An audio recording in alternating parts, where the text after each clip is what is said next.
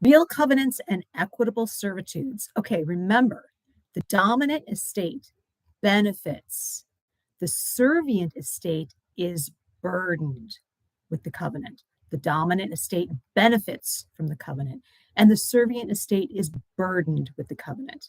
Okay, what's a real covenant? Of course, it is a promise that runs with a land. It can be affirmative or negative, but is a promise. And how do we enforce that promise? At law, money damages. Okay, a real covenant, keep the trees trimmed. Negative covenant, no fences over 5 feet high. An affirmative covenant obligates a person to act. It obligates a person to act to do something. You must keep the trees trimmed. You must keep your grass grown. A negative covenant prohibits a person to act. You must not leave your trash out before 6 p.m. Okay, what is an equitable servitude? It's the same thing. There is one difference. Look at it for the facts. If the remedy requested is an injunction, we are always looking at an equitable servitude. Okay, is a writing required for these? Yes, you need a writing in conformance with the statute of frauds. There is one exception, and that is for an equitable servitude. Okay, we're going to talk about that here in a minute, but first let's go over our real covenant and equitable servitude and our mnemonic devices. Okay, for the burden to run, it burdens the land. The burden is higher. Witten HV. For the burden to run, the burden is higher. Witten HV. What do we need for the burden to run? For somebody to be burdened with a covenant, obligating someone to act, prohibiting someone to act, the burden is high. W for writing, I for intent, T for touch and concern, N for notice, H for horizontal privity, V for vertical privity. Witten HV, writing. I for, that's right, intent. T for, that's right, touch and concern. N for notice. H for horizontal privity. V for vertical privity. And what's our remedy for a covenant? Violation, money damages. Okay, now let's go through what these mean. So that way the rest of the mnemonic devices will make sense.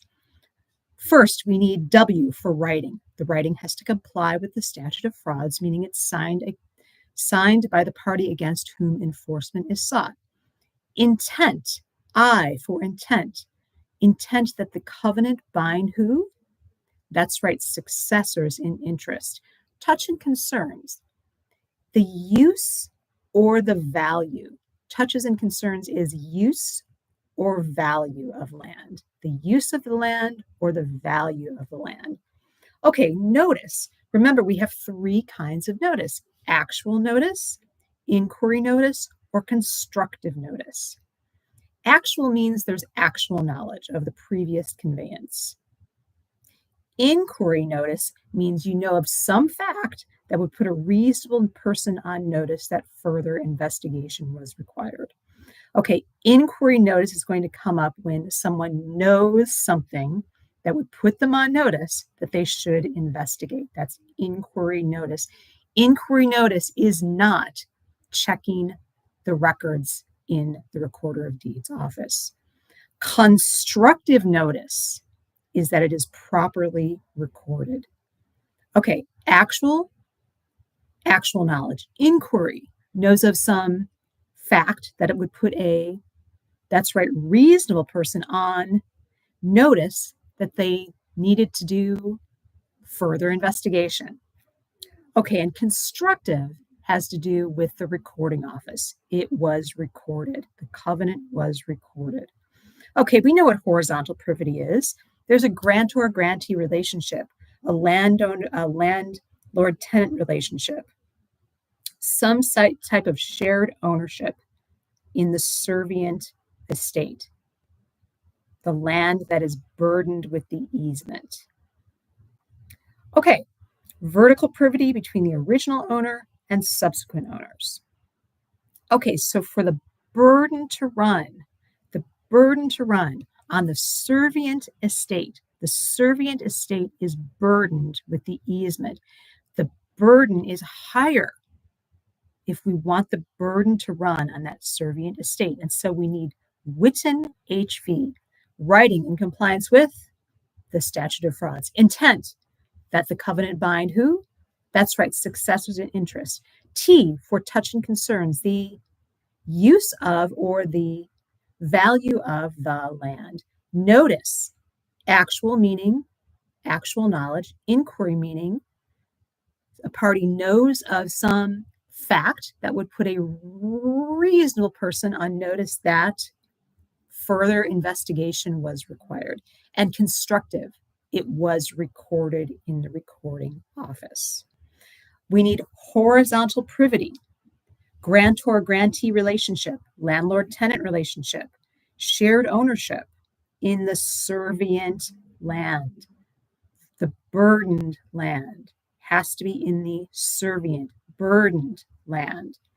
And we need vertical privity, meaning between the original and the subsequent owners. For the burden to run, we're looking for written HV, W for writing, I for intent, T for touch and concern, N for notice, H for horizontal privity, V for vertical privity. That's the highest burden, written HV, for the burden to run.